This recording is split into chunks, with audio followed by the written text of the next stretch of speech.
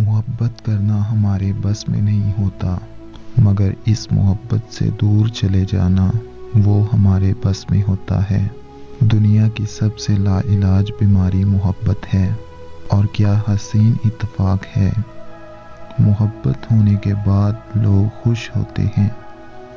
बैरूनी आग पानी से ख़त्म हो जाती है, मगर शहवत की आग जहन्नम तक ले जाती है। ऐसी जगहों पर खामोशी बेहतर होती है जहां आपके अल्फाज की वक़्त ना हो।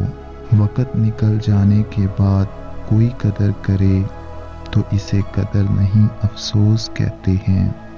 बाज़ औक़ात ऐसा होता है कि ताकतवर इंसान भी मामूली चीज़ों पर गुजारा करता है और कमज़ोर को अल्लाह ताला बेहिसाब रिज़्क़ देता है।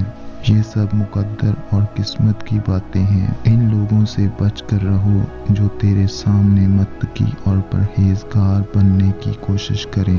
ये लोग ऐसे हैं जैसे भेड़िया बकरियों में छुप कर तबाही मचाता है।